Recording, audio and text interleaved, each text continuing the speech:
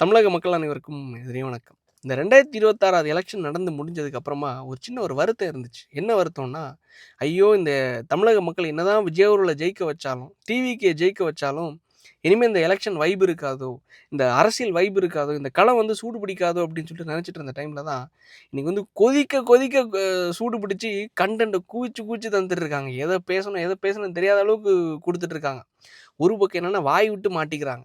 ஏதாவது ஒரு இடத்துல போய் இந்த மாரி தண்ணி வருது, தண்ணி வரலன்னு சொல்லிட்டு வாய் விட்டு மாட்டி அங்க கைதாகுறாங்க. இல்ல எலும்பு உடைச்சுருவேன், சட்டசபைய உடைச்சுருவேன்னு சொல்லிட்டு அங்க வாய் விட்டு கைதாகுறாங்க. இல்ல திருஷான்னு சொல்லிட்டு அங்க வாய் விட்டு கைதாகுறாங்க. ஒவ்வொருத்தங்களும் கைதாகிற இது ஒரு பக்கம் இருக்கும்போது, இன்னொரு பக்கம் என்னன்னா, தானா வாலண்டியரா போய் அதாவது சொல்லுவாங்கல்ல வந்து தவக்கல தான் வாயால கெடுன்னு சொல்லுவாங்கல்ல, அதே மாரி நம்ம ஐயா எப்படி சொல்லலாம், அந்த செல்லமா மக்கள்லாம் சொல்லுவாங்கல்ல, ஓசி பஸ் பொன்முடி அப்படின்னு சொல்லிட்டு, நம்ம ஓசி பஸ் பொன்முடி அவர்கள் என்ன பண்ணியிருக்காரு, இன்னைக்கு காலையில அவரோட ஒரு அருமையான வழக்கு. என்ன வழக்குன்னா வேற ஒண்ணும் கிடையாது. அவங்களோட டிஎன்ஏ கட்சியோட டிஎன்ஏ இருக்குல்ல. இதுக்கு முந்தின வழக்குல யாரு எந்த வழக்குக்காக கைது செய்யப்பட்டா? உதயநிதி அவர்கள் எதுக்காக கைது செய்யப்பட்டாரு? பொம்பள கேஸுக்காக. கரெக்ட்டா? அதே பொம்பள கேஸுக்காக தான் சாரி நம்ம ஓசி பஸ் பொன்முடி அவர்கள் ஜார்ஜ் டவுன் கோர்ட்ல இன்னைக்கு அவருடைய வழக்கு ட்ரையலுக்கு வந்திருக்கு. என்ன வழக்கு தெரியுமா? உங்க எல்லாருக்கும் தெரிஞ்ச விஷயம் தான். சைவம், வைணவம் நின்னுட்டு பண்றதா, படுத்துட்டு பண்றதான்னு சொல்லிட்டு பெண்கள கொச்சையா இழிவா பேசினார்ல.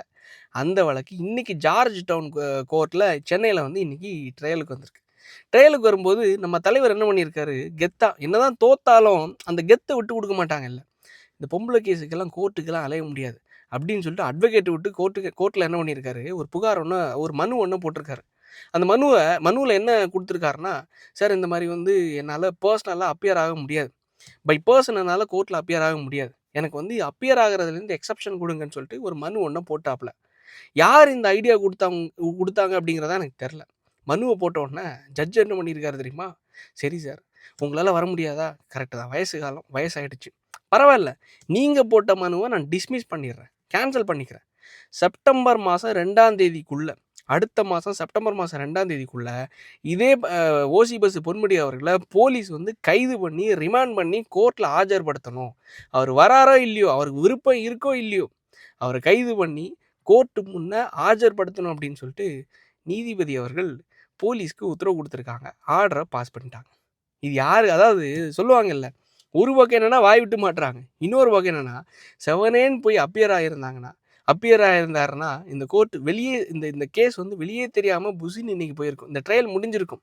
ஆனால் ஒரு மனுவை போட்டு அந்த மனு இன்னைக்கு பேச்சு பொருளாகி அந்த மனுவின் காரணத்தினால அந்த மனுவை வந்து கேன்சல் பண்ணி கைதாகிற அளவுக்கு இன்னைக்கு போயிருக்கே. திமுகவுக்கு உள்ளக்கூடிய எவ்வளோ பெரிய அடின்னு பாருங்களேன். இன்னொரு பக்கம் இதே மாதிரி தான் நேற்று முந்தினோம் நம்ம 10 ரூபா பாலாஜி அவர்கள், இங்கே ஓசி பஸ்னா 10 ரூபா பாலாஜி அவர்கள் கரெக்டாக இதே மாதிரி தான் ஒரு மனுவை போட்டாப்புல கோர்ட்டில். ஒரு வாரம் அவர் வந்து கண்டிஷன் பெயிலில் இருக்கார்ல, டெய்லி அவரும் அவரோட சகோதரரும் கையெழுத்து போட்டு அதை ஸ்டேஷனில் வந்து கையெழுத்து போடணும். இந்த கையெழுத்து போடுறதுலேருந்து விடுப்பு வேணும், ஒரு வாரம் மட்டும் எனக்கு எக்ஸப்ஷன் கொடுங்க, இதே மாதிரி தான் ஒரு வாரம் எனக்கு எக்ஸப்ஷன் கொடுங்கன்னு சொல்லிட்டு ஒரு மனு ஒன்று போட்டாப்புல. உதயநிதி அவர்கள் காலையில் அரெஸ்ட் ஆன செய்தியை அந்த வீடியோவில் பார்த்த உடனே போட்ட மனுவை போட்ட வேகத்தில் வாபஸ் வாங்கிட்டாப்புல. ஏன்னா ஒருவேளை பேக் ஃபயர் ஆகி நம்மளையும் கைது பண்ணி தூக்கிட்டாங்கன்னா திருப்பி நம்மளும் உள்ளே போனோம். ஒரு பக்கம் என்னென்னா மார்க்கண்டேயன் அவர்கள், இன்னொரு பக்கம் 10 ரூபா பாலாஜி அவர்கள், இன்னொரு பக்கம் அனிதா ராதாகிருஷ்ணன் அவர்களாக வலை வீசி தேடிட்டு இருக்காங்க, எப்படா திருப்பி வாய் விடுவார் அப்படின்னு சொல்லிட்டு. எல்லாரும் பெயில் வாங்கிட்டு வெளில வந்து உட்காந்துட்டு இருக்காங்க, வேற வழி இல்லாமல் என்ன பண்ணணும்னு தெரியாமல். இவங்களுக்கு என்ன அரசியல் பண்ணணும்னு தெரியாமல் இப்போ எல்லாம் எப்படி இறங்கிட்டாங்க தெரியுமா? துண்டு சீட்டு வச்சு கூட படிக்க தெரியாமல் ஏஐல வீடியோ போட்டு அரசியல் பண்ணிட்டு இருக்காங்க. அதாவது பாமர மக்கள், ஓ உதயநிதி அவர்கள் இப்படியெல்லாம் பேசுகிறாரா, உதயநிதி அவர்கள் இப்படியெல்லாம் சட்டசபையில் வாதாடுறாரா, என்னமா பேசுகிறாரு பாருங்க, விஜய் அவர்கள் நடுங்கி நிற்கிறாரு. அதாவது ஊரில் இருக்கக்கூடிய மக்களுக்கு தெரியாது, இதை நம்பிடுவாங்க. நான் வேணால் அந்த வீடியோ ப்ளே பண்ணுறேன், நீங்களே பாருங்களேன் எவ்வளோ கேவலமாக எடுத்து வச்சிருக்காங்கன்னு சொல்லிட்டு. இதையும் உளுந்தம்பருப்புகள் ட்விட்டரில் எல்லாத்துலேயும் போட்டு, இங்கே பாருங்கள் எங்கள் ஐயா ஸ்டாலின், சாரி எங்கள் சின்ன ஐயா உதயநிதி அவர்கள் எப்படி ஃபயராக பேசுகிறாருன்னு சொல்லிட்டு. நீங்கள் அந்த ஃபயரை கொஞ்சம் பாருங்களேன். திரிஷா வீட்டில் தண்ணி வரலன்னா கூட முதல்ல போய் நிப்பீங்க, ஆனா காவேரியில தண்ணி வரலன்னா கண்டு கூட மாட்டேங்கிற அர்த்தத்தில் நான் சொன்னதை ஆபாசமா திருச்சி உங்க ஏவல் துறை விட்டு என்ன கைது பண்ணி ஜெயில போட பாத்தீங்களே, முடிஞ்சதா உங்களால மிஸ்டர் முதலமைச்சர்? கேவலத்தோட உச்சம். அதாவது தமிழக அரசியல் எப்படி போயிட்டு இருக்குன்னு பாருங்களேன். ஒரு துண்டு சீட்டு வச்சு படிக்க தெரியாத ஒருத்தர் மக்கள்கிட்ட நான் எப்படி பேசுகிறேன்னு பாருங்கன்னு சொல்லிட்டு ஆர்டிஃபிஷியல் இன்டெலிஜென்ஸை யூஸ் பண்ணி மக்களை மேனிப்புலேட் பண்ண ட்ரை பண்ணுறாங்க. இந்த ஊரில் உள்ள மக்களை நம்ம ஏமாற்றிடலாம், வாட்ஸ்அப் குரூப்புகளில் கொஞ்சம் ஷேர் பண்ணி, இந்த ஃபேஸ்புக்கில் இருக்கக்கூடிய நம்ம ஃபேஸ்புக்கில் நிறைய வயதானவங்க இருக்காங்க, அங்கிள்ஸ் இருக்காங்க, ஆன்டிஸ் இருக்காங்க, இல்லை வந்து இந்த மாதிரி வாட்ஸ்அப்பில் சர்க்குலேட் பண்ணி இதை பாருங்கள் உதயநிதி அவர்கள் எப்படி பேசுகிறாரு பாருங்கள் அப்படின்னு சொல்லிட்டு நம்ம சர்க்குலேட் பண்ணி மக்களை ஏமாற்றிடலாம், திமுக எதிர்க்கட்சி எப்படி வேலை பார்க்குதுன்னு சொல்லிட்டு ஏமாற்றிடலாம் அப்படின்னு சொல்லிட்டு அந்த வேலையில் தான் இப்போ இறங்கியிருக்காங்க. இன்னொரு வேலையை உண்மையிலே சொல்கிறேன், எனக்கே ஒரு சந்தேகமாக இருக்குது. என்ன சந்தேகம்னா, ஒரு வேளை நம்ம எத்தனையோ நாள் தொடர்ந்து பேசிகிட்டு இருக்கோம், இந்த ஆட்சி அமைஞ்சு கிட்டத்தட்ட கரெக்டாக வந்து மே மாதம் 5ஆம் தேதி, சாரி மே மாதம் 4ஆம் தேதி ரிசல்ட் அனௌன்ஸ் பண்ணிட்டாங்களா, ஜூன் 5, ஜூலை 5, இது ஆகஸ்ட் 5, ஒரு 3 மாதம் ஆயிடுச்சுன்னு வச்சுக்கோங்க, கிட்டத்தட்ட 90 நாள். இந்த 90 நாளில் ஜூலியா அவர்களுக்கு எதிராக அவ்வளோ எவிடன்ஸ் இருந்தோம், நான் புகார் கொடுத்தோம், அந்த கேஸ் எக்ஸிஸ்டிங்காக அவ்வளோ ஃபயராக அந்த கேஸோட இன்வெஸ்டிகேஷன் போயும் ஜூலியும் அரெஸ்ட் பண்ணல, ஜூலி இன்வெஸ்டிகேஷனும் கூப்பிடல, ஜூலியா அவர்களோட தோழியான ஷர்மிளா அவர்கள் அந்த ஒட்டுமொத்த டீம் தாங்க வந்து கிட்னி புரோக்கரேஜ் பண்ணோம், மீடியேட் பண்ணோன்னு சொல்லிட்டு ஒப்புக்கொண்டோம், ஆதாரபூர்வமாக வெளியே வந்து ஓப்பன் ஸ்டேட்மெண்ட் கொடுத்தோம், அரெஸ்ட் பண்ணாமல் இருக்காங்கன்னா எனக்கு ஒரு டவுட் என்ன தெரியுமா, திமுக வந்து இதுக்கு முன்னாடி ஒரு ஆணவத்தினால தோத்தாங்க. திமுக வந்து இப்போ சேகர்பாபு அவர்கள் இருக்கார், இன்றைக்கெல்லாம் வந்து சட்டசபைக்கு வெளியே வரும்போது பேசும்போது இங்கே வந்து ஒரு எம்எல்ஏ ஒருத்தர் இது ஏன்னா எப்போ பாரு சேகர்பாபுன்னு சொல்கிறீங்களே அப்படின்னு சொல்லிட்டு. இந்த ஆணவம் முடிச்ச எம்எல்ஏக்களோட மந்திரிகளோட பேச்சுகள்னாலே, நடவடிக்கைகள்னாலே, செயல்பாடுகள்னாலே தான் உண்மையிலே மக்கள் வந்து அவங்கள புறந்துடலாங்க. நீங்கள்லாம் எத்தனை நாள் ஆடுறீங்கன்னு பார்ப்போம், கரெக்டாக எலெக்ஷன் டைமில் உங்களுக்கு வந்து வேலை என்ன எங்களால் என்ன முடியுமோ செஞ்சு காட்டுறோம் பாருங்களேன் அப்படின்னு சொல்லிட்டு செஞ்சு விட்டாங்க. செஞ்சு விட்டதுக்கப்புறமா தான் இந்த திமுககாரங்க என்ன ரெகக்னைஸ் பண்ணியிருக்காங்கன்னா, டிவிக்கு எப்படி ஜெயித்திருக்காங்க, இந்த ஜென்சி கூட்டத்தை வச்சு, இந்த இளைஞர்களை வச்சு ஜெயித்திருக்காங்க. அப்போ நம்மளும் அந்த இளைஞர்களை நிரூபிக்கணும்னு சொல்லிட்டு, நம்மக்கிட்ட இளைஞர்கள் இல்லாமல் இருந்தாலும் பரவாயில்ல, அங்கிள்களை உள்ளே ஏற்று, ஆண்டிகளை உள்ளே ஏற்றுன்னு சொல்லிட்டு அங்கே ஒரு ஜென்சி டிஎம்கேன்னு சொல்லிட்டு ஒரு டீமை ஃபார்ம் பண்ணாங்க. அங்கே ஒரு ஜென்சி டிஎம்கேன்னு ஒரு டீமை ஃபார்ம் பண்ணும்போது அங்கே மிகப்பெரிய ரோலை ப்ளே பண்ணது யார் தெரியுமா, நம்ம அக்கா ஜூலியாக்கா. அங்கேயும் ஜூலியாக்கா, தேர்தலுக்கு முன்னாடியும் ஜூலியாக்கா. அப்போ 2 பேரும் ப்ளே பண்ணும்போது திமுகவுக்கு நல்ல ஒரு விஷயம் தெரியும், வெறுப்பை கக்க அது வந்து யாருக்கு ப்ளஸ்ஸாக மாறுதுன்னா விஜய் அவர்களுக்கு.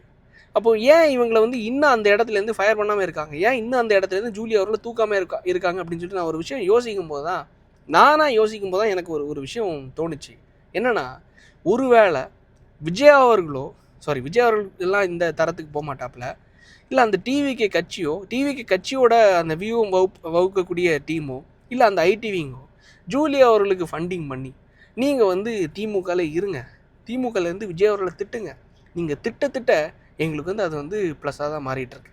நீங்கள் எந்த அளவுக்கு கேவலமாக பேச எந்த அளவுக்கு குற்றங்களை செய்ய என்னென்ன விஷயங்களை செஞ்சாலும் சரி, இதுக்கு முன்னாடி சில குற்றங்களை நீங்கள் ஈடுபட்டிருந்தாலும் சரி பரவாயில்ல, நாங்கள் எதுலேயும் நடவடிக்கை எடுக்க மாட்டோம், உங்கள் மேலே எந்த ஆக்ஷனும் எடுக்க மாட்டோம். நீங்கள் பேசுகிறத பேசுங்க, விஜய் அவர்களை திட்டுங்க, டிவிக்கு திட்டுங்க, வெறுப்பை கக்குறது மூலமாக அது யாருக்கு ப்ளஸ்ஸாக மாறுதுன்னா டிவிக்கு ப்ளஸ்ஸாக மாறுது, விஜய் அவர்களுக்கு ப்ளஸ்ஸாக மாறுது. மக்கள் என்ன பண்ணுறாங்க, திமுக வெறுக்கிறாங்க, திமுக சார்பாக பேசக்கூடிய அருமை அக்கா, மரியாதைக்குரிய அக்கா, மாண்புமிகு அக்கா ஜூலியா அவர்களையும் வெறுக்கிறாங்க. அப்போ ஜூலியா அவர்களுக்கு இந்த பேர் புகழ் இதெல்லாம் வேணுமான்னு கேட்டால் வேணாம். ஏன்னா அண்டர் த பெல்ட்டாக நம்ம எந்த அளவுக்கு அடிக்கணுமோ எந்த அளவுக்கு பேசணுங்கிறதுல அவங்க இறங்கியாச்சு, விஜய் அவர்களை பேச இறங்கியாச்சு. ஸோ அதனால் திமுக ஒட்டு மொத்தமாக அடியோடு அடிக்கிறதுக்கு ஒழிக்கிறதுக்கு ஏன் டிவிக்கோட ஐடிவி விஜய் அவர்களுடைய டீம் ஜூலி அவர்களை ஏன் கையில் எடுத்திருக்க மாட்டாங்க அப்படின்னு சொல்லிட்டு நான் யோசிக்கிறேன். மக்கள் உங்களுக்கு இது கொஞ்சம் ஃபேராக தோணுச்சுன்னா நீங்கள் கொஞ்சம் உங்களுக்கு தோன்றதை கொஞ்சம் சொல்லுங்களேன். ஆக்சுவலாக என்னென்னா, டிவிக்கு என்ற கட்சி உண்மையிலே இன்றைக்கி ஆளுங்கட்சியாக வந்துட்டாங்க. ஜஸ்ட் ஆஃப்டர் ஆல் ஏதாவது ஒரு விமர்சனம் வந்தால் கூட யாராவது ஒருத்தங்க வந்து இந்த மாதிரி மார்க்கண்டேயன் அவர்கள் உன் கையை உடச்சிருவேன், காலை உடச்சிருவேன், எலும்பை உடச்சிருவேன், இல்லை அவனோட குடும்பத்தை பற்றி பேசினா கூட, விஜய் அவர்களை பற்றி பேசினா கூட, அவதூறாக பேசினா கூட கைது பண்ணுறாங்க. 6 மாதத்துக்கு முன்னாடி பேசுகிறவங்களை கூட கைது பண்ணுறாங்க. நாம் தமிழர் கட்சியில் 6 மாதத்துக்கு முன்னாடி ஹுசைன் சொல்லிட்டு ஒரு வேட்பாளர் அவரையும் கைது பண்ணாங்க. இப்போ இத்தனை பேரை வலைவீசி தூக்கக்கூடிய டிவிக்கு ஏன் ஜூலி அவர்கள் விட்டு வச்சுருக்காங்க, ஏன் அண்ணன் சாட்டை அவர்கள் விட்டு வச்சுருக்காங்க. சாட்டை அவர்களாச்சும் சரி ஓகே, அது வேறு டீம்னு வச்சுக்கோங்களேன், வேறு டீமாக இருக்கும்னு வச்சுக்கோங்களேன், ஏன் ஜூலியாக்காவை விட்டு வச்சுருக்காங்க. எனக்கு தோன்ற ஒரு விஷயம், மக்களுக்கும் தோணும் இது வந்து கரெக்டு தான், இவங்க வந்து திமுக ஒழிக்கிறதுக்காக தான், திமுகவோட நற்பெயர்கள் கொஞ்சம் பெயர்கள் ஏதோ மக்கள்கிட்ட இருக்கிறத இந்த ஜூலியா அவர்களை வச்சு பேச வைக்கிறது மூலமாக, ஒரு வெறுப்பை உருவாக்குறது மூலமாக திமுக ஒட்டுமொத்தமாக அழிச்சிடலாம் அப்படின்னு சொல்லிட்டு ஒரு வியூகத்தில் டிவிக்கு இருக்காங்களோ அப்படின்னு சொல்லிட்டு நான் நினைக்கிறேன், நானும் நம்புகிறேன். ஏன்னா போக இத்தனை மாதங்களாகியும் ஒரு நடவடிக்கை கூட இல்லையோ, ஒரு ஆக்ஷன் கூட இல்லையோ, ஒரு என்கொயரி கூட இல்லையோ, டிவிக்கு சார்பாக இந்த அரசு சார்பாக எதுவுமே பண்ணலையேன்னு சொல்லிட்டு ஒரு விஷயத்தை யோசிக்கும் போது தான், ஏன்னா அந்த கேஸை ஒட்டுமொத்தமாக ஃபஸ்ட்டாக வெளியே எக்ஸ்போஸ் பண்ணதே நம்ம தான். நம்ம சேனலில் தான் வெளியே கொண்டு வந்தோம், ஆதாரப்பூர்வமாக வெளியே கொண்டு வந்தோம். ஏன் நடவடிக்கை இல்லை அப்படின்னு சொல்லிட்டு யோசிக்கும்போது இதுதான் எனக்கு ஸ்ட்ரைக் ஆகுது. உண்மையிலே இதுதானோ அப்படின்னு சொல்லிட்டு உங்களுக்கும் தோணுச்சுன்னா, தயவு செஞ்சு உங்களோட பொன்னான கருத்துக்கள கொஞ்சம் பதிவு பண்ணுங்க. ஏன்னா, எனக்கு மட்டும் தான் இப்படி தோணுதா? ஏன்னா நம்ம வந்து எல்லா ஆதாரப்பூர்வமா சொல்லியும், எக்ஸ்போஸ் பண்ணியும் எந்த ஒரு நடவடிக்கையும் இல்லையே. ஒருவேளை இவங்க வந்து திமுகவ ஒட்டுமொத்தமா அடியோட அடிக்கிறதுக்காக இந்த வியூகத்த ஏதாவது வகுக்குறாங்களா அப்படின்னு சொல்லிட்டு யோசிக்கும்போது, அது வேற மாரி யோசனைகள் வந்துட்டே இருக்கு. காரணம் என்னன்னா, மக்களோட வயித்த அடிச்சு, அந்த கிட்னிய திருடி, அதுல வாழ்க்கைய பொழப்ப ஓட்டக்கூடியவங்களெல்லாம் இந்த அளவுக்கு வந்து பயன்படுத்தக்கூடாதுன்னு நான் விரும்புறேன்.